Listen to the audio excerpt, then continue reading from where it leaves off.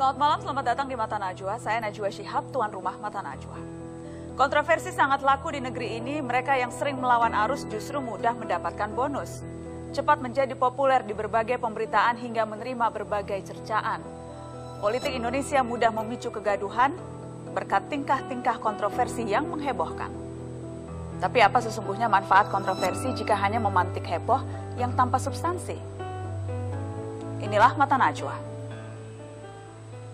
Pemicu kontroversi. Sekarang mau enak atau kita memakai undang-undang itu aja lah. Pokoknya hasil pembahasan, hasil pembahasan.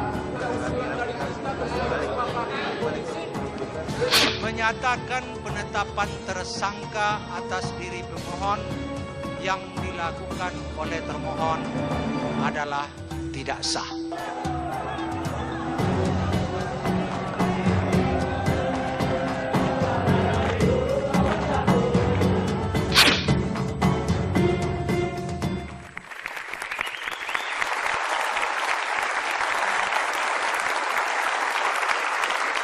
Pemirsa, mari bicara Sarpin Effect. Sebulan sudah berlalu pasca dikabulkannya pra-peradilan yang menyebut penetapan tersangka oleh KPK tidak sah. Kini ketok palu sang hakim seolah menginspirasi banyak tersangka korupsi. Mereka seakan berlomba mengajukan pra-peradilan. Hakim pemutus perkara ini, Sarpin Rizaldi, menjadi sosok penting. Dianggap pemicu lahirnya berbagai gugatan pra-peradilan. Telah hadir di studio Mata Najwa, Hakim Pengadilan Negeri Jakarta Selatan, Sarpin Rizaldi. Selamat malam, Pak Sarpin. Selamat malam. Assalamualaikum warahmatullahi wabarakatuh. Waalaikumsalam warahmatullahi wabarakatuh. Terima kasih sudah bersedia hadir di Mata Najwa. Saya tahu tidak mudah bagi Anda untuk datang. Ya. Sempat dibujuk beberapa lama sampai akhirnya mau datang untuk berbicara Sarpin Effect. Anda sekarang hakim paling terkenal di negeri ini, Pak Sarpin. Sadar akan hal itu, Pak? Tidak tahu juga saya apa saya terkenal atau tidak. Tapi Tidak merasa terkenal? Tidak. Saya yang pasti bagi saya dalam hidup saya yang terberat barangkali mungkin malam ini. Yang terberat justru malam ini? Iya. Kenapa, Pak Sarpin? Iya, karena saya belum pernah ini datang ke Metro TV ini. Saya belum pernah duduk di tengah-tengah masyarakat seperti ini. Tapi saya sudah terbiasa untuk menyidangkan perkara yang barangkali banyak ditonton oleh banyak orang. Termasuk yang kemarin salah satunya yang paling menghebohkan. Salah satunya itu. Yang paling menghebohkan negeri. Kita ingin tahu lebih banyak tentang sosok Sarpin Rizaldi yang banyak dibicarakan orang. Ini dia profilnya yang berikut ini. Hakim Sarpin Rizaldi menjadi sorotan setelah didaulat sebagai hakim yang memimpin sidang pra-peradilan penetapan tersangka calon Kapolri Budi Gunawan. Meraih gelar sarjana hukum pada 1986, Sarpin kemudian melanglang ke daerah sebagai hakim. Sebelum berkarir di Pengadilan Negeri Jakarta Selatan, Sarpin pernah menjadi Wakil Ketua Pengadilan Negeri Bukit Tinggi dan Ketua Pengadilan Negeri Binjai. Penggemar musik rock ini juga pernah bertugas di Pengadilan Negeri Jakarta Timur. Selain gemar bernyanyi, ayah dua anak ini juga mahir di lapangan hijau. Bahkan Sarpin Rizaldi pernah bergabung di klub Divisi 1 PS Hercules yang bermarkas di Stadion Menteng.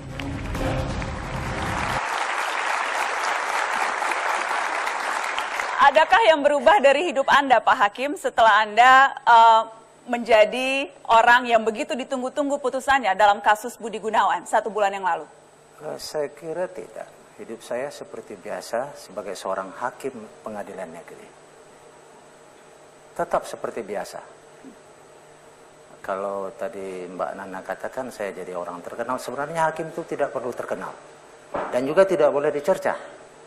Dan juga tidak boleh dihujat. Seperti itu. Saya kira sama saja. Tidak boleh dicerca, tidak boleh dihujat. Anda merasa itukah yang Anda hadapi sekarang setelah putusan Anda keluarkan? Jelas. Jelas. Saya merasakan itu dan ketika saya sudah mendengar beberapa media yang menghujat saya, yang menghina saya akan laporkan ke polisi. Dan sudah Anda laporkan? Sudah. Ada yang sudah saya laporkan dan ada yang masih dikumpulkan data-datanya. Karena ini kan masalah penghinaan dan pencemaran nama baik. Siapa saja tuh yang sudah Anda laporkan ke polisi? Yang baru saya laporkan salah seorang mantan hakim agung. Saya kurang begitu hafal namanya. Itu yang saya kenal itu Ibu Komaria, Hakim Agung non karier. Persisnya kenapa Anda laporkan Ibu Komaria? Cobalah dibayangkan, dikatakan saya hakim bodoh. Sekarang saya balik tanya sama Mbak Najwa, apakah seorang hakim mungkin bodoh? Karena dia diterima itu melalui suatu proses yang panjang. Jadi ini karena Anda merasa tercemar nama baik setelah di media disebutkan Hakim Sarpin hakim bodoh? Jelas. Itu bukan hanya penghinaan terhadap diri saya, juga penghinaan terhadap lembaga peradilan. Karena saya melaksanakan tugas saya sebagai hakim dalam memutus perkara. Selain Ibu Komaria, mantan Hakim Agung, tadi Anda katakan sudah mendata. Jadi Anda persisnya sudah mengumpulkan siapa saja yang bernada miring terhadap Anda dan putusan Anda selama 1 bulan ini? Bukan hanya saya yang mengumpulkan. Karena saya sudah minta bantuan beberapa orang advokat sebagai kuasa hukum untuk mengumpulkan data, kira-kira mana yang mencemarkan nama baik saya, mana yang menghina saya, nanti saya laporkan. Jadi Anda sampai menyewa pengacara ya khusus untuk ini? Anda serius betul ini? Saya tidak pernah menyewa pengacara sampai hari ini. Cuman dengan keadaan seperti ini, ternyata banyak rekan-rekan advokat ini yang mau saya mintain tolong tanpa bayar. Apa ya kepentingannya kira-kira advokat mau membela hakim tanpa bayar? Saya minta bantuan. Anda yang meminta bantuan? Iya. Hakim Tapi meminta bantuan pengacara? Iya, karena ini kan sekarang saya dalam keadaan dizolimi. Nama baik saya dicamarkan, saya difitnah, saya dihina. Tentu saya mempertahankan diri. Anda atau putusan Anda, Pak Hakim? Anda bisa menilai sendiri. Saya katakan sudah dua-duanya itu. Saya dalam memutus perkara melaksanakan tugas negara sebagai hakim yang diangkat oleh presiden sebagai kepala negara. Apa salahnya orang mengkritik putusan hakim? Putusan hakim itu produk hukum kan sama seperti undang-undang. Undang-undang banyak dikritik, kenapa putusan hakim tidak boleh dikritik? Saya tidak menyalahkan orang mengkritik. Yang saya salahkan orang mencemarkan nama baik saya, menghina saya. Dan yang masuk kategori menghina ketika sudah masuk personal, dikatakan Anda bodoh, begitu? Betul. Jadi hanya sebatas itu, sebatas persoalan hinaan pribadi. Kalau soal putusannya yang kemudian diperdebatkan, dibilang ada Sarpin efek, Sarpinisme dan sebagainya, itu sah-sah saja kan? Saya tidak mempersoalkan itu.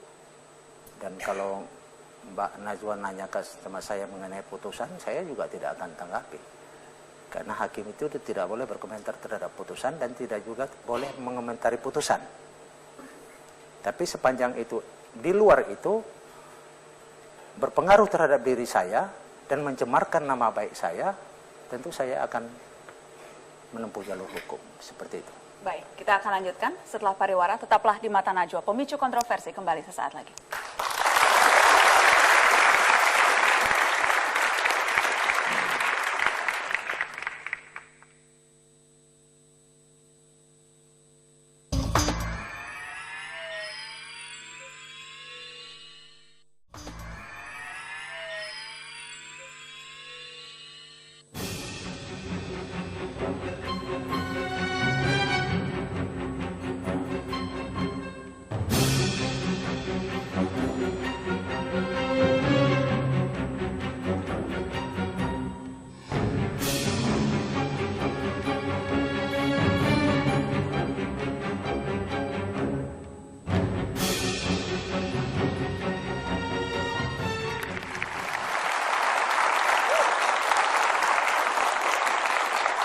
Yang tadi kita saksikan adalah deretan kasus-kasus yang muncul, gugatan pra-peradilan yang muncul, katanya itu Sarpin efek, Pak Sarpin.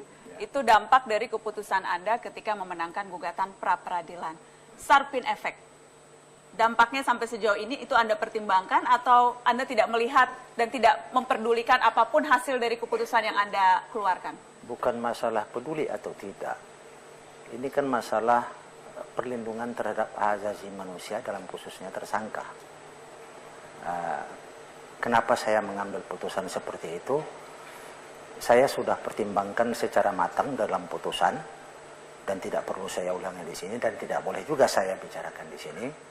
Tapi yang pasti perlu saya katakan dan perlu saya sampaikan adalah bahwa penyidik sekarang tidak perlu khawatir banyak-banyak orang mengajukan pra-peradilan terhadap ditetapkan dia sebagai tersangka. Sepanjang penyidik sudah bekerja secara profesional, sudah bekerja menurut ketentuan hukum acara. Karena itu proses penyidikan diatur di dalam KUHP dan hukum acara tertentu lain dalam pidana khusus lainnya. Sepanjang itu dilakukan benar, permohonannya kan pasti ditolak. Kalau saya hakimnya, kalau itu prosedur sudah dilaksanakan sesuai dengan ketentuan hukum acara dan penyidik itu tidak bertindak sewenang-wenang, tentu akan ditolak permohonan pra-peradilan. Jadi tidak perlu khawatir. Tidak perlu khawatir. Dan Anda juga tidak khawatir kalau kemudian suara-suara mengatakan, wah putusan Sarpin itu membuka tabir gelap pemberantasan korupsi. Hakim yang pro-koruptor, ada suara-suara seperti itu, Anda juga tidak memperdulikan sama sekali? Bukan saya tidak memperdulikan, ini harus dipilah. Pra-peradilan itu bukan pemeriksaan perkara korupsi, ini menyangkut masalah proses. Jangan dicampur adukkan antara hukum materi dengan hukum formil. Ibarat kereta api, ini hukum acara, ini relnya. Ketika kereta api itu harus berjalan di relnya, itu baru benar. Saya ingin ke koalisi, teman-teman dari Koalisi Masyarakat Sipil Anti Korupsi, ada Feby Yoneta yang duduk di audience. Apa dampak dari putusan Hakim Sarpin kalau Anda lihat? Kalau saya sebetulnya melihat bahwa dampak dari putusan Hakim Sarpin itu bisa pada pelemahan pemberantasan korupsi. Paling tidak ada 2 senjata baru yang sekarang bisa digunakan oleh para tersangka korupsi. Itu pertama adalah pra-peradilan. Faktanya banyak, Sultan Batu Gana dan kemudian juga Hadi Purnomo melakukan presiden yang sama. Yang kedua adalah kriminalisasi. Kriminalisasi itu selalu digunakan kepada siapa saja yang kemudian bermaksud untuk mengkritik baik itu putusan atau bahkan proses-proses kriminalisasi dan juga pelemahan pemberantasan korupsi yang terjadi. Oke, Anda dan teman-teman lebih jauh bahkan kemudian melaporkan Hakim Sarpin ke Komisi Yudisial. Iya benar, karena kami menilai bahwa ada pelanggaran kode etik dan pedoman perilaku hakim yang dilakukan oleh Hakim Sarpin. Dalam hal ini sebetulnya kita harus melihat bahwa putusan pra-peradilan yang diputuskan, dijatuhkan oleh Hakim Sarpin itu tidak bisa dilihat sebagai murni putusan yang berdasarkan hukum. Maksudnya, jadi Anda curiga ada pertimbangan selain hukum yang diambil? Ya, kami melihat bahwa ada kepentingan-kepentingan di luar hukum yang mungkin mendasari dari putusan tersebut. Apa itu misalnya kepentingan di luar hukum? Kita lihat indikatornya saja. Apabila putusan itu berdasarkan hukum, maka seharusnya dia merujuk pada hukum acara yang berlaku. Dan juga kewajaran praktek peradilan yang selama ini dilakukan oleh kebanyakan hakim-hakim yang mengadili pra-peradilan terkait dengan permohonan penetapan tersangka. Kita semua tahu bahwa ini satu-satunya kasus di mana penetapan tersangka itu bisa diputuskan dan diterima dan dibatalkan penetapan tersangka tersebut oleh pra-peradilan. Saya harus kasih kesempatan Pak Sarpin untuk menanggapi. Saya rasa saya tidak perlu menanggapi apa yang disampaikan oleh koalisi ini. Karena dasar pertimbangan saya sudah seperti saya katakan. Adakah pertimbangan di luar hukum? Adakah kepentingan-kepentingan lain? Mana mungkin hakim itu memutus perkara di luar hukum. Yang jelas, yang pasti, norma hukum pra-peradilan pasal 77 itu memang penetapan tersangka itu tidak ada di dalam norma hukum pasal 77. Tapi mengenai hal demikian, hakim itu diberi kewenangan oleh undang-undang untuk menemukan hukum dan menafsirkan hukum. Karena undang-undang kekuasaan kehakiman jelas menerangkan seperti itu. Dan itu saya pertimbangkan dalam putusan. Kalau kemudian tadi dinilai ada melanggar kode etik, tidak profesional, tadi apapun alasannya dan sudah diadukan ke Komisi Yudisial? Silahkan saja buktikan pelanggaran kode etik. Seperti saya katakan, dalam memeriksa dan mengadili perkara pra-peradilan yang diajukan oleh pemohon Komjen Pol Budi Gunawan ini, selama proses peradilan itu, komisioner Komisi Yudisial setiap sidang ada di ruang sidang. Dan dia juga menyatakan membawa staf untuk memantau sidang. Mulai dari sidang pertama sampai putusan. Jadi kode etik mana yang saya langgar? Anda mau katakan bahwa selama sidang diawasi sedemikian ketat? Bahkan Metro TV memuat dalam running tag-nya, Komisi Yudisial melakukan pengawasan dan pengamanan terhadap Hakim Sarpin dan keluarganya 24 jam. Kapan saya mau melanggar kode etik?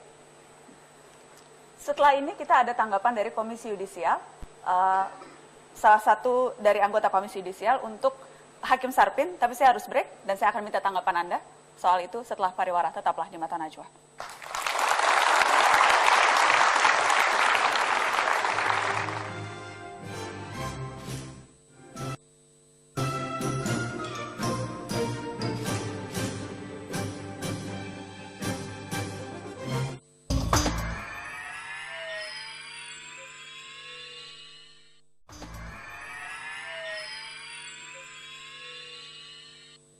Jadi putusan itu begitu sudah putus, itu bukan milik pribadi, itu milik publik. Ya. Jadi nggak ada haknya. Kenapa hakim itu marah kalau putusannya dikritik?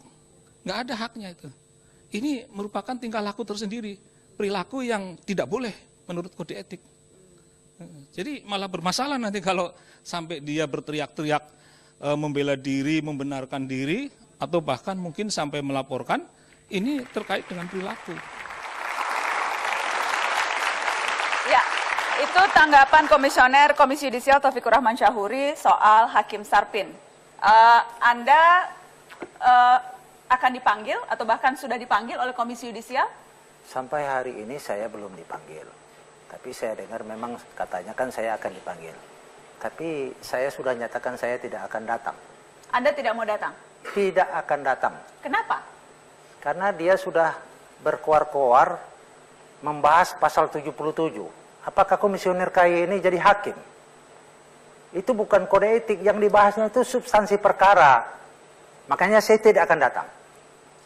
Kalau Anda tidak datang, tapi kasusnya bisa saja terus bergulir di Komisi Yudisial. Silahkan saja. Kesempatan Anda membela diri malah tidak ada. Silahkan saja.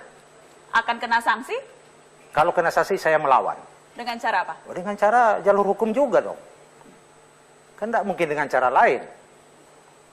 Sanksinya itu kalau misalnya kita pakai, ada contoh kasus pra-peradilan, Pak Hakim yang menggugat status tersangka dikabulkan, hakimnya sempat kena sanksi. Badan Pengawas Mahkamah Agung memberikan sanksi menjadi hakim non palu selama 1 tahun. Saya tidak tahu itu. Anda sendiri pernah diperiksa Badan Pengawas Mahkamah Agung? Sampai hari ini belum. Dan saya belum pernah kena hukuman disiplin. Saya belum pernah kena hukum. Anda sempat dilaporkan ke Komisi Yudisial, katanya sempat ada 8 kasus, 2 kasus Anda kemudian datang dan menjelaskan. Katanya ada 8 laporan. Saya kan tidak tahu yang melapor itu orang ke Komisi Yudisial.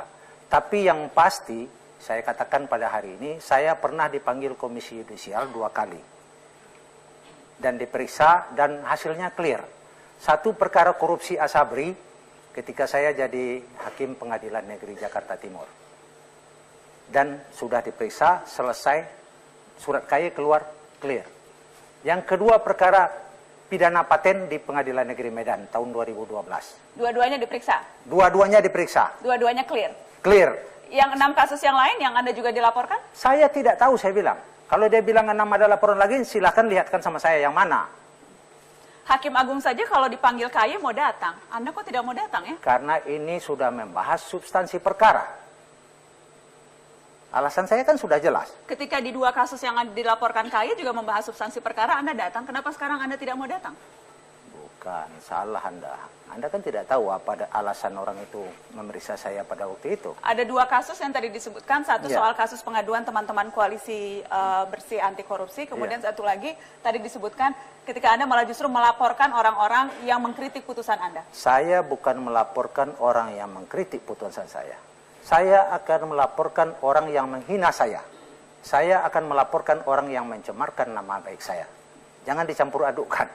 Kalau soal itu, Feby, kalau soal yang mencemarkan nama baik, itu haknya Pak Hakim Sarpin. Kalau ada orang yang mengatakan ia bodoh atau mengatakan ia yang kan berkaitan dengan itu haknya Hakim Sarpin. Anda sependapat dengan itu?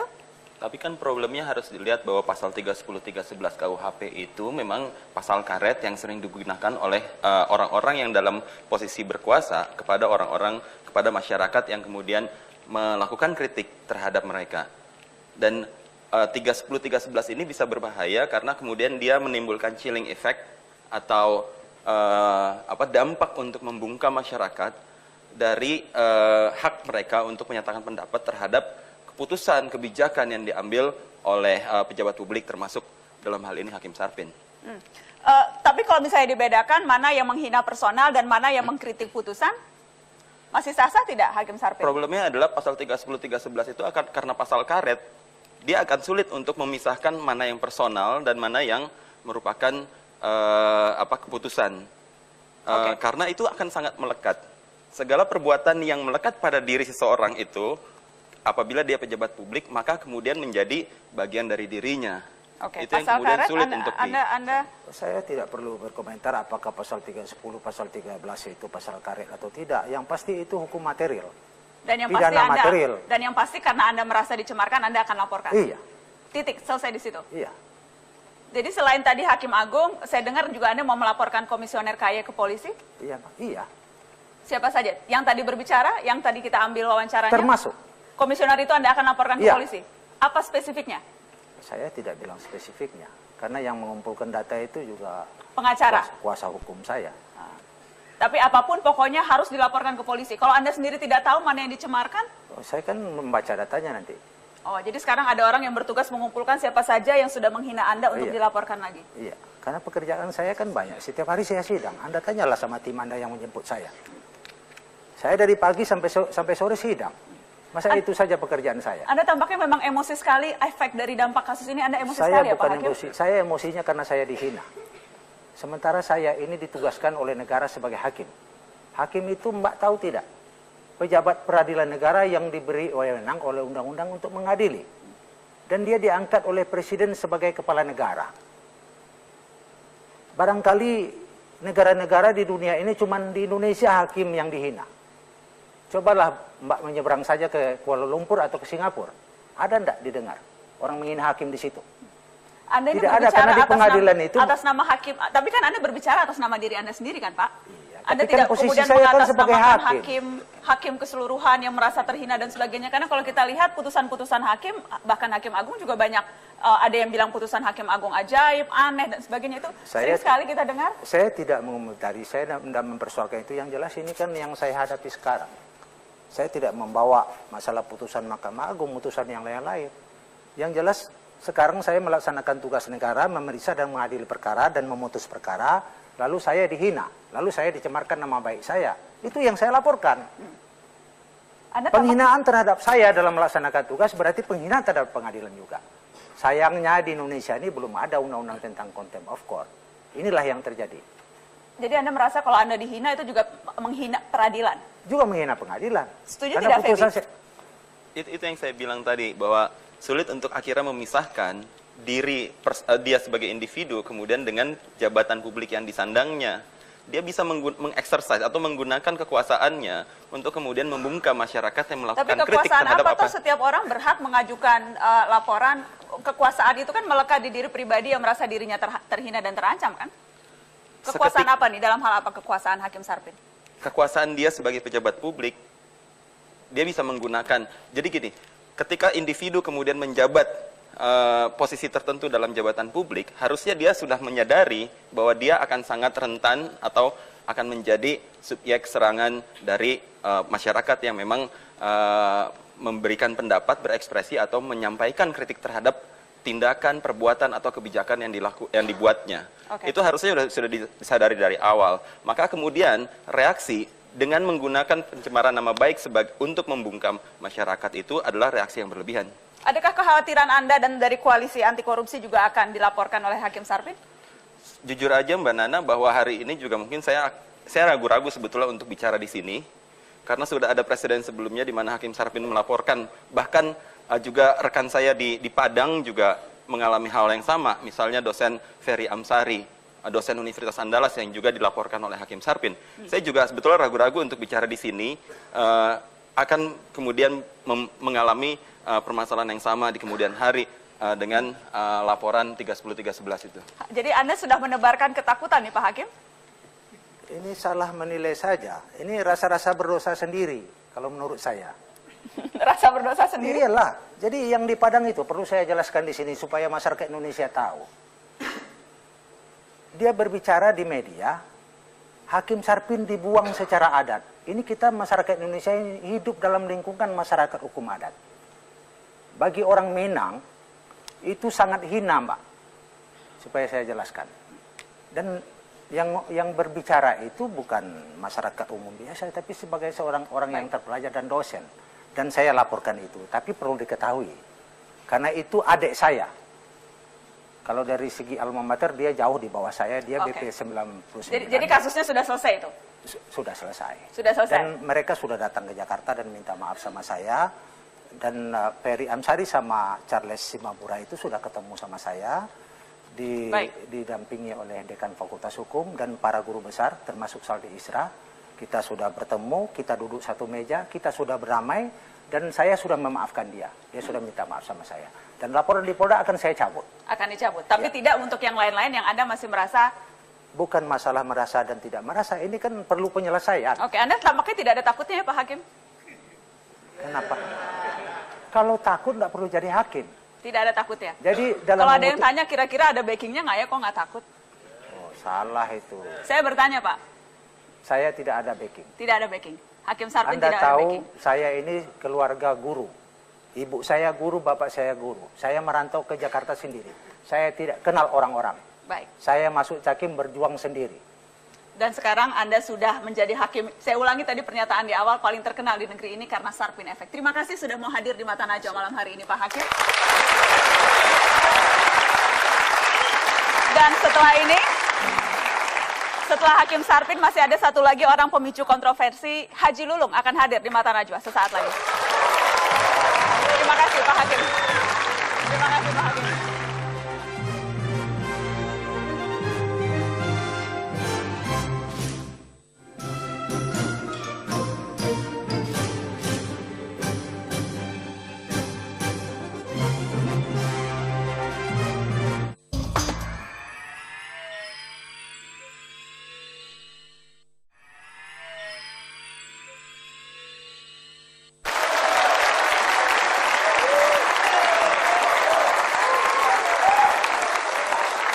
Pemirsa, Haji Lulung jadi berita akibat berseteru dengan Basuki Cahayapurnama, namanya bahkan terus bertengger di posisi puncak obrolan sosial media. Ucapannya, tindak tanduknya, hingga penampilannya memicu komentar, menimbulkan debat yang kadang juga tak substansial.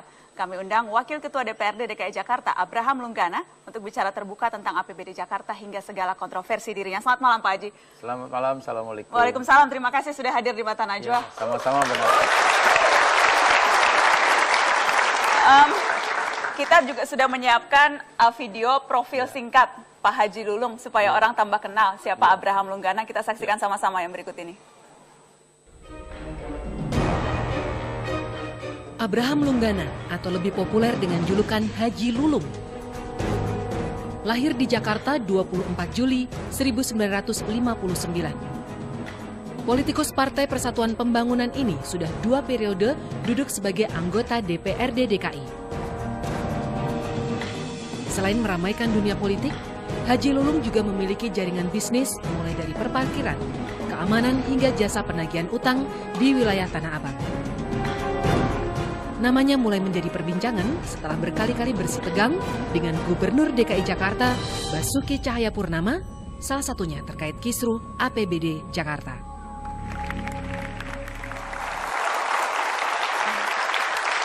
Haji Lulung itu katanya salah satu penguasa Jakarta.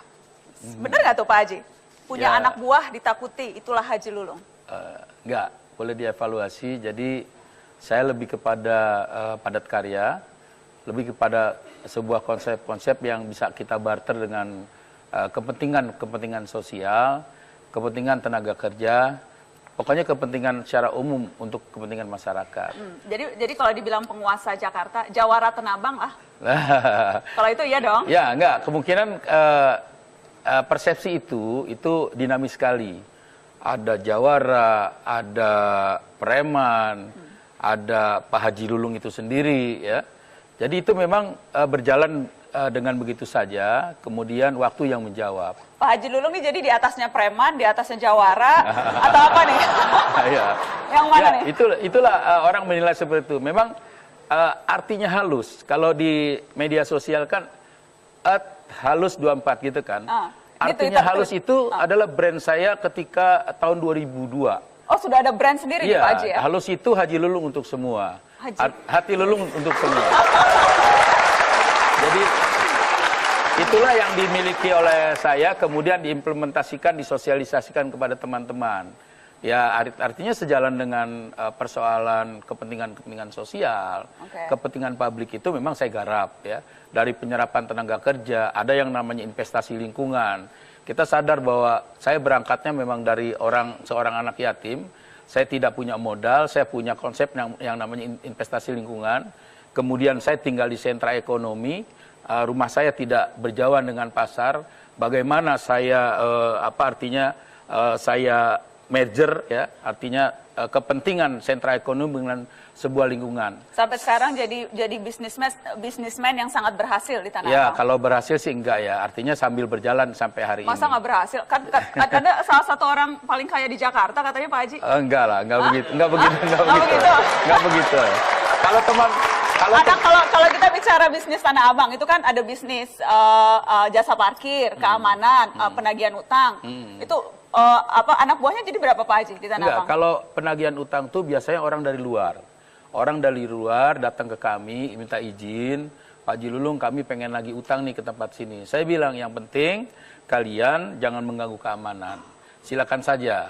Karena memang kalau jasa advokat itu saya punya.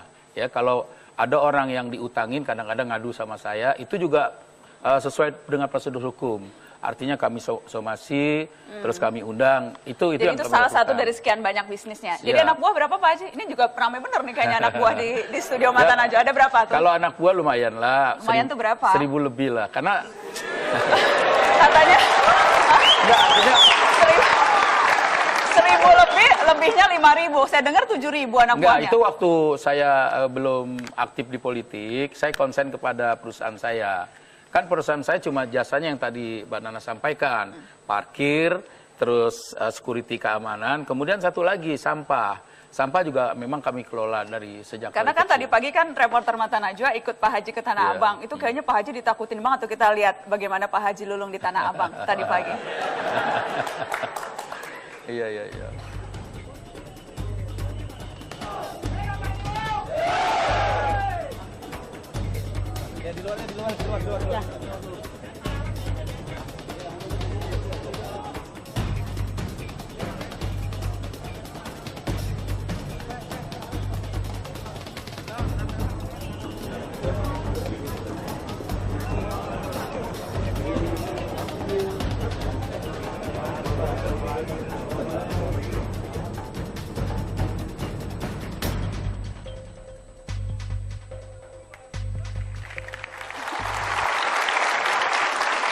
Betul-betul disegani tampaknya di Tanah Abang. Pak Iya. Haji, kekayaan Anda tuh berapa sih Pak?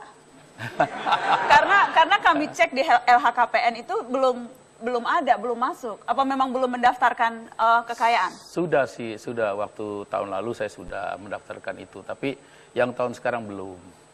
Ya. Berapa tuh Pak? Ya kalau dihitung materi nggak tahu lah ya, tapi kalau dihitung apa artinya yang tidak bergerak ya lumayan. Boleh tahu nggak Pak? Ya cuma ada beberapa rumah gitu kan. Berapa tuh berapa? Hah? Katanya sampai 35 mobil, betul Pak? Oh itu di perusahaan. Di perusahaan itu mobil inventaris karena pemegang sahamnya ada 5 orang. Termasuk 5 Lamborghini. Oh Lamborghini kan aku bilang dari awal, Lamborghini itu sebenarnya pinjam sama teman. Karena memang saya bergaul di komunitas mobil-mobil mewah. Jadi kalau Teman atau teman? Punya sendiri mungkin? Enggak, benar. Karena kan sempat heboh tuh waktu Pak Haji Lulung datang pelantikan DPRD pakai mobil Lamborghini. Ya ini karena saya habis touring ke Bali, terus kesiangan. Habis kesiangan saya mau dilantik, kemudian nggak ada parkir. Parkir udah nggak muat, akhirnya kami parkir di atas, di lapis 3 kami parkir di atas itu. Kemudian nggak ngerti, kok sampai sore kita pulang, terus anak-anak ngomong, Pak Haji, mobilnya digerumungin orang gitu kan. Saya sih biasa-biasa aja, namanya kami sering kumpul di komunitas itu. Namanya sering pakai Lamborghini ya? Ya kira-kira begitulah, karena pinjam. Karena saya sempat baca juga Pak Haji di salah satu wawancara media, Anda bilang, saya pembayar pajak ketiga terbesar di Jakarta Pusat. Ya, itu memang. Jadi perusahaan saya tahun-tahun kemarin pembayar pajak terbesar di Jakarta Pusat ketika 7 tahun yang lalu lah ya. Kalau sekarang, kemarin saya evaluasi di kantor, karena saya setiap hari Kamis itu datang ke kantor. Kan sempat ramai juga tuh, saya ngeludah aja jadi duit, betul tuh Pak? Itu istilahnya istilah. Karena saya dari kecil kan memang mungut sampah. Jadi dari semenjak kelas 3 SMP, saya ditinggal oleh orang tua. Orang tua saya pejuang 45, dimakamkan di makam pahlawan Kalibata. Sejak itulah saya berdikari sendiri. Karena ibu saya ditinggal 8 anak. Kemudian setiap habis subuh saya ke pasar. Ngapain? Ya cari karung bekas, cari per bekas bal-balan. Di sana ada kardus. Ya itu yang kami pungut, terus kami buat makan sehari-hari. Jadi kalau soal namanya sampah, ya memang domain kita dari kecil. Jadi kalau orang bilang sampah itu bau, saya bilang sampah itu emas gitu. Emas ya? Yeah. Sampai bisa pakai beli Lamborghini, Rubico, dan macam-macam. Baik. Kita sudah harus break untuk headline news, Pak Haji. Tapi yang bikin Pak Haji Lulung tambah menjadi perbincangan akhir-akhir ini juga karena tampaknya tidak habis-habis berantem sama Gubernur DKI Jakarta. Nanti saya akan tanya, ada masalah apa sih Haji Lulung sama Ahok? Iya, iya. Salah satunya kita ingat waktu itu sempat ada demo Jawara Tanah Abang ke Balai Kota. Masalah urusan PKL Tanah Abang, kita lihat cuplikan demonya yang berikut ini.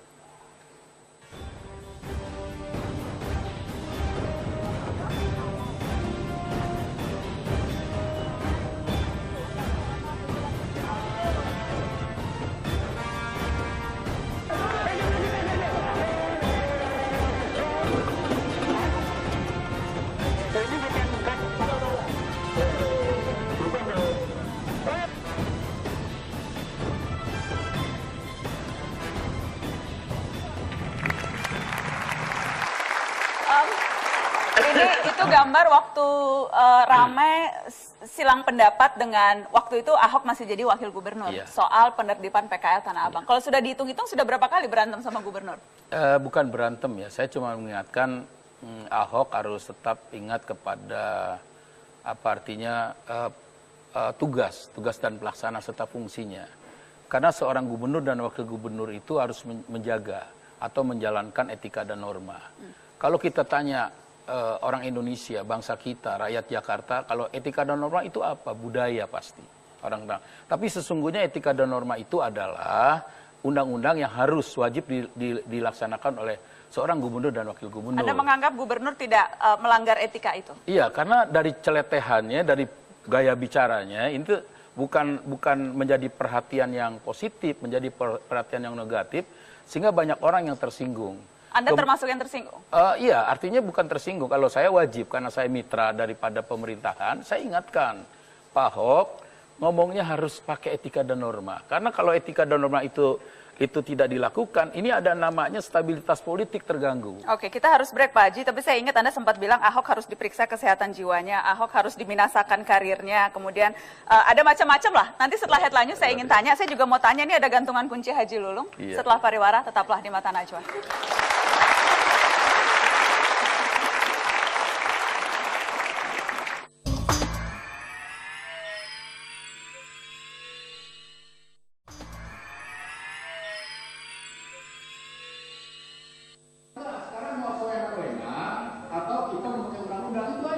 Ini semua sesuai peraturan. Ini pokoknya hasil pembahasan, Pak. Hasil pembahasan.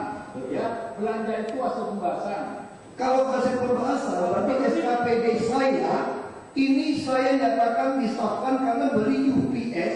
Ini Pak Wali Kota berdiri. Apakah Anda membahas di UPS 4,2 miliar per kelurahan di Jakarta Timur? Pak Gubernur, saya kira Bapak bisa menahan emosi Bapak. Itu hormati Pak Gubernur. Jangan teriak-teriak Pak Gubernur. Anda itu gubernur, bukan preman Pak Gubernur. Tolong saya yang memimpin. Anda ini pimpinan loh.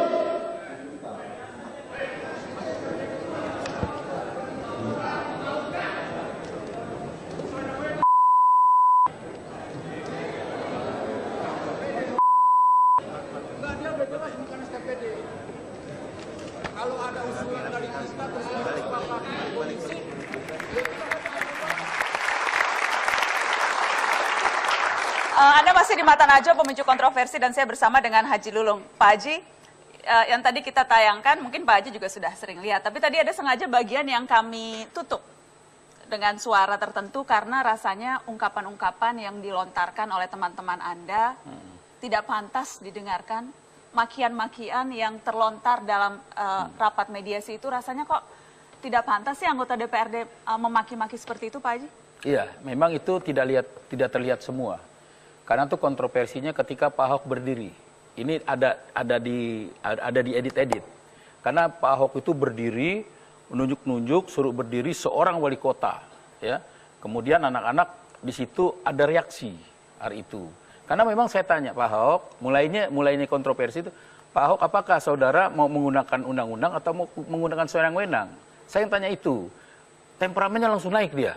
Langsung ditunjuk-tunjuk Pak Wali Kota sambil berdiri. Ya, ini ada reaksi dari kawan-kawan. Reaksinya berupa umpatan dan kalimat kasar yang bernada rasialis dan ada kata-kata binatang. Enggak, yang pertama saya dengar itu, kamu gubernur atau preman. Karena udah gaduh, jadi tidak terdengar lagi. Saya tidak terlalu yakin itu anggota dewan yang berteriak semua. Karena hari itu... Ada yang sudah mengaku, tapi dia memang meneriakkan makian. Sudah ada yang mengaku, temannya Pak Haji juga. Iya, namanya itu Bagus Arif, bukan mengaku. Dia mengklarifikasi, karena dia dituduh yang mencaci maki itu. Ada juga yang bernama Prabowo? Prabowo itu ada. Ya, ada dan Prabowo. Mengaku juga? Dia sudah mengaku, ya, tapi berarti anggota DPRD, bukan orang lain. Iya, jadi tidak usah juga terlalu membela anggota DPRD, Pak Haji. Karena yang menarik kemudian Pak Haji, ketika kemudian di awal Anda bilang harus dengan etika dan sebagainya, tapi yang kita lihat terkadang anggota DPRD juga tidak menunjukkan hal yang sama. Iya, karena saya lihat itu perilaku gubernurnya lebih dulu. Jadi kami rakyatnya jadi contoh. Jadi cikal bakalnya tadi saya bilang. Karena gubernurnya begitu. Gubernurnya gimana? Iya, tadi tidak menjaga etika dan norma. Jadi rakyatnya ikut-ikutan. Kalau menurut saya begitu ya. Karena itu udah lama sekali. Jadi salahnya gitu. Gubernurnya? Yes. Cepat sekali langsung yes. Tapi Anda sendiri dengan Pak Ahok kan memang sudah beberapa kali berseteru. Ketika kemudian saya ingat Anda bilang Ahok harus dibinasakan sebagai wakil gubernur. Ya. Itu bulan September. Catatan saya kemudian Anda berubah lagi. Tidak boleh ada yang ganggu Ahok jadi gubernur. Pada Oktober 2014. Jadi sebetulnya sikap Anda tuh terhadap gubernur seperti apa sih? Begini, saya secara teman, saya punya hubungan emosional secara kawan gitu. Tetapi ketika dia menjalankan tugas-tugasnya, komentar-komentarnya yang tidak berpihak kepada kebijakan-kebijakannya dia terhadap rakyat, ini saya perlu kritik ketika dia bilang. Terhadap rakyat atau terhadap wakil rakyat? Terhadap rakyat. Artinya begini, coba. Ya rakyat kan, wakil rakyat kan artinya belum tentu wakil rakyat mewakili rakyat loh Pak Haji. Enggak, dari mana? Enggak. Iya dong. Wakil rakyat itu representatif daripada rakyat. Artinya kenapa? Kami dipilih. Kami adalah pejabat publik. Sama dengan Pak Ahok. Pak Ahok itu pejabat publik. Jadi representatifnya kami mewakili rakyat. Itu secara undang-undang. Makanya amanahnya ketika kami disumpah, kami menjalankan undang-undang. Gitu. Oke. Yang ramai sekarang nih soal kisru APBD. Apa sih yang Anda lihat? Oh, saya sudah harus break Pak Haji. Tapi nanti saya akan tanya soal kisru APBD setelah pariwara berikut. Tetaplah di Mata Najwa.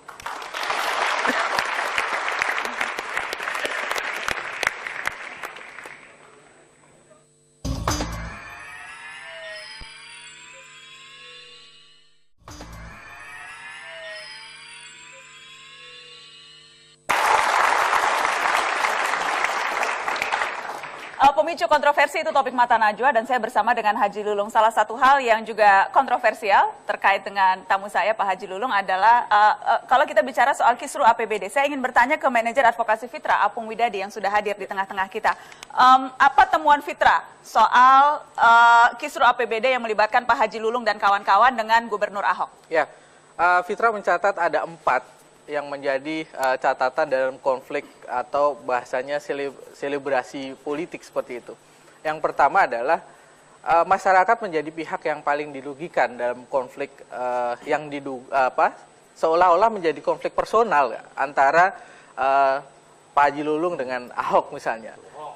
Misalnya seperti ini, bahwa karena APBD itu tidak segera ditetapkan, maka misalnya pencairan Kartu Jakarta Sehat, Kartu Jakarta Pintar, dan kemudian dana BOS menjadi terganggu, tidak dicairkan. Masyarakat menjadi pihak yang paling dirugikan.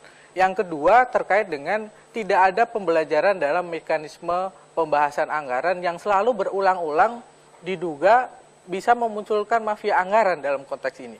Misalnya, kewenangan DPRD itu dalam hal budgeting hanya membahas dan menetapkan dan juga melakukan pengawasan anggaran. Nah, fungsi ini yang kemudian telah diuji oleh MK bahwa DPR legislatif itu tidak boleh membahas sampai satuan 3. Oke, dan yang terjadi sekarang? Misalnya muncul di dalam versi APBD versi DPRD muncul beberapa anggaran yang cukup booming itu, siluman. Itu yang menjadi problem. Baik. Bahwa ini harusnya itu segera ditinjaklanjuti. Nah, yang ketiga adalah potensi korupsi. Ada apa sih di balik dana siluman itu? Gitu. Kepolisian Polda DKI Jakarta ketika mengusut UPS ini, itu telah menyatakan bahwa diduga ada keterlibatan pihak dari DPRD, ya, terkait dengan hal ini. Baik. Itu yang ketiga. Yang keempat terakhir adalah ada upaya untuk membunuh sistem yang paling mutakhir dalam pencegahan korupsi, yaitu e-budgeting. E-budgeting itu upaya oleh siapa tuh? Siapa tuh yang hendak membunuh e-budgeting? Bisa jadi dilakukan oleh DPRD. Tapi satu hal bahwa e-budgeting itu dasar hukumnya sudah ada. Oke. Di Undang-Undang 23 2014 pasal 386 dan 387. Bahwa itu adalah inovasi daerah untuk efisiensi keuangan. Tetapi problemnya sekarang adalah belum ada rakerda. Nah, DPRD yang seharusnya itu menginisiasi agar sistem pencegahan korupsi itu dapat dilindungi, gitu kan, dengan raperda. Saya pikir. Baik, terima kasih. Boleh kasih tepuk tangan untuk Mas Apung Widadi. Yang jelas kan Pak Haji, penelusuran sejumlah pihak tuh menunjukkan memang ada keanehan nih proyek-proyek pengadaan. Ada tiba-tiba UPS harganya miliaran rupiah, ada sekolah yang lagi direnovasi bukannya tiba-tiba dikirimin alat fitness lah dan sebagainya. Ini apakah hal-hal ini juga tidak Anda curigai? Ada kong kali kong nih, ada permainan nih, anggaran dimain-mainin Pak Haji? Iya, saya setuju dulu tuh. Jadi perseteruan persoalan gubernur dengan DPRD tentang RAPBD itu digiring kepada persoalan head to head Haji Lulung dan Ahok, sehingga substansinya hilang. Kemudian bagaimana dengan e-budgeting? E-budgeting ini harus teruji. Yang Anda katakan tadi itu salah. Jadi satuan 3 itu saya sudah ingatkan kepada seorang sekda. Saya bilang, Bang, karena kedekatan emosional saya dengan beliau sama-sama orang Betawi. Saya bilang satuan 3 itu tidak di judicial review di Mahkamah Konstitusi, tidak diuji material, karena pasal 20 di Undang-Undang Nomor 17 2014 dijelaskan di situ bahwa satuan yang dimaksud satuan 3 itu tidak termasuk ya pembahasan di DPRD, itu berlaku pada DPR. Ini supaya ini pembelajaran nih, karena umum melihat nih supaya Anda jangan salah. Ya, jadi artinya DPRD masih boleh cawe-cawe anggaran sampai ke satuan 3? Bukan, artinya kita harus melewati gini, e-budgeting itu kita form. E-budgeting itu kan sistem manajemen yang terbuka, yang menekan silva, yang hari ini silva selalu besar, kan gitu. Kemudian alat kontrol masyarakat, kita form. Jadi Anda setuju e-budgeting? Selesai, udah setuju itu. Cuman persoalannya... Oh, pakai cuman? Enggak, gini, iya ada itu. Cuma, e-budgeting ini juga jangan mengabaikan proses undang-undang. Karena di Undang-Undang Nomor 17 tahun 2014, tunggu, di pasal 317 di ayat 1 butir B disampaikan gubernur dan DPRD membahas undang-undang. Kemudian DPRD mengesahkan undang-undang yang telah disepakati. Bahwa kemudian ada diduga ada oknum DPRD yang kemudian bermain, memasukkan anggaran, memaksakan supaya anggaran masuk dan kemudian anggarannya itu tidak masuk akal Pak Haji. Masuk akal Pak Haji nggak ada UPS 5 miliar misalnya? Iya, kalau itu masuk akal nggak Pak Haji? Oh, masuk akal. Masuk akal. Masuk akal. Jadi bagaimana? Dulu, masuk akal. Itu kalau UPS-nya itu kan 1,5 ya. Karena saya di koordinator itu, saya tahu karena sudah jadi masalah ya. UPS itu 1,5 sampai 1,8. Ya. Baterainya itu berapa? Maintenance-nya itu berapa? Bayar listriknya itu berapa? Jadi maintenance satu tahun itu dihitung dan itu global. dibutuhkan oleh sekolah. Ada banyak sekolah-sekolah yang bilang mereka nggak perlu UPS harga miliaran, tiba-tiba dikirimi. Kita akan tunjukkan. Iya, tapi yang perlu juga disampaikan juga. Karena ada yang perlu itu. Ini yang 2014 atau 2015 nih Pak Haji yang Anda bilang tadi. Kalau UPS 2014 kan menjadi masalah. Kalau 2014 itu terjadi pembahasan. Selesai pembahasan disepakati, diparipurnakan, pidato gubernur terima kasih. Kemudian diantarkan kepada gubernur, gubernur mengantarkan kepada di sana. Jadi yang kemudian dibilang ada anggaran-anggaran, misalnya alat peraga pendidikan anak usia dini 15 miliar, pelatihan guru ke luar negeri 15 miliar, suplai UPS 2 SMP 12 miliar, laboratorium, ini semua masuk akal Pak Haji nggak? Kalau saya bilang masuk akal, karena masuk akal semua nih. Bukan, masuk artinya akal begini. saya loh Pak Haji bisa miliaran begini. Artinya begini, ini rinciannya kan, satuan-satuannya juga kan dihitung secara global akhirnya. Apa saja dibutuhkan, misalkan mobil. Kalau mobil cuman mobilnya saja kerangkanya, mungkin kita bisa beli misalkan mobil Alphard. Kalau kerangkanya kita beli doang, itu sekitar 200 juta. Kalau sama mesinnya berapa? Sama kabelnya berapa? Sama akinya bahwa berapa? kemudian ketika dicek harganya di pasaran, itu penggelembungan harganya luar biasa Tidak besar. akan mungkin itu dilelang kalau itu di markup. SKPD tidak akan mungkin dilelang kalau di markup. Ada banyak sekali kasus-kasus korupsi yang terlihat justru karena itu, karena markup. Kita tidak bisa pungkiri kalau ada SKPD yang nakal dengan siapa? Yang pertama dengan mitranya. Tugas fungsi pokoknya disebut dulu. dong mitranya anggota DPRD. Nggak ketika Anda nyemut SKPD, mitranya anggota DPRD juga dong Pak Haji. DPRD tidak bisa jadi mitra. Karena nanti dulu, tugas pokok fungsi DPRD, ini supaya masyarakat tahu. Tidak menggunakan uang. Tidak menggunakan uang. Tidak menjadi eksekusi. Tidak ada lelang di sana. Tapi bisa titip proyek, bisa titip proyek pengadaan. Karena yang diperiksa polisi saat ini salah satunya juga anggota DPRD, tidak diperiksa ada. oknumnya. Kalau titip tidak ada. Artinya begini, ini supaya saya lurusin. Kita harus break dulu, nanti saya kasih kesempatan untuk ini setelah pariwara. Tetaplah bersama kami.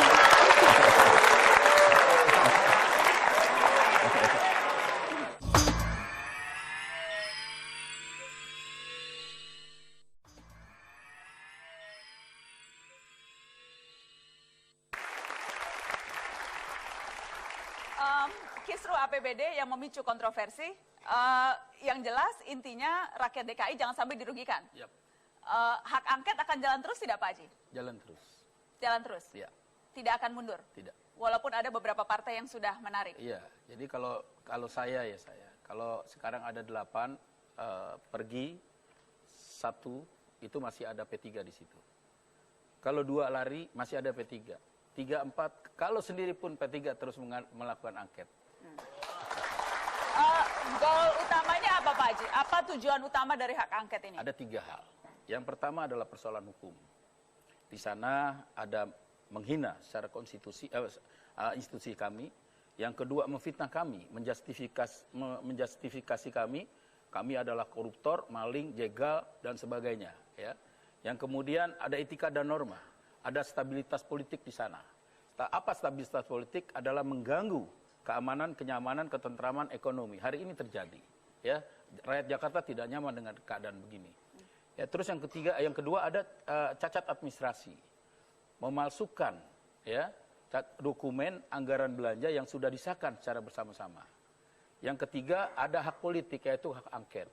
Apa itu hak angket? Hak angket adalah kebijakan gubernur yang berdampak luas kepada masyarakat. Oleh karenanya hak angket itu dalam penyelidikan. Sekarang proses dalam penyelidikan hukum. Kalau ditanya apa sih sasarannya, kita lihat nanti. Adakah itu, misalkan, adakah itu pelanggaran hukum di sana? Ya nanti kita akan musyawarahkan lagi. Atau tidak ada, ya sudah, selesai. Targetnya sampai sejauh menjatuhkan gubernur DKI? Tidak. Kami sudah sepakat tidak menjatuhkan gubernur DKI. Tetapi kalau ada persoalan hukum, ini kami akan pertimbangkan. Kami akan pertimbangkan. Pertimbangkan untuk? Ya artinya kalau ini masalah hukum masa dibiarkan? Kan tidak ada boleh satu pun di Republik ini melanggar hukum. Semuanya, gubernur ataupun anggota DPRD? Anggota DPRD. Makanya gubernur saya bilang, dan anggota DPRD. Saya bilang kalau anggota DPRD salah, silakan dihukum. Kalau ada aparat eksekutif salah, silakan dihukum. Baik.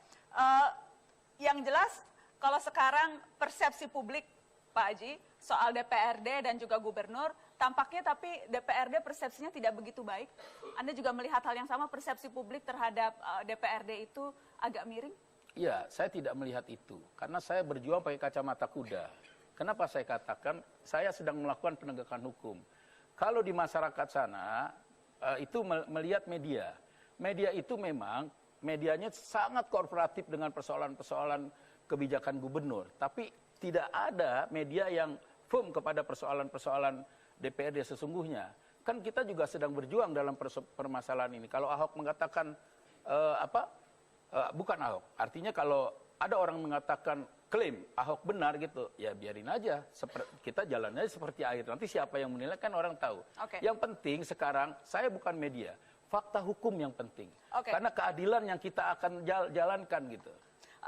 Pak Haji, kalau tadi saya tanya kenapa kemudian, karena salah satu kemudian outlet orang berbicara itu sekarang lewat sosial media.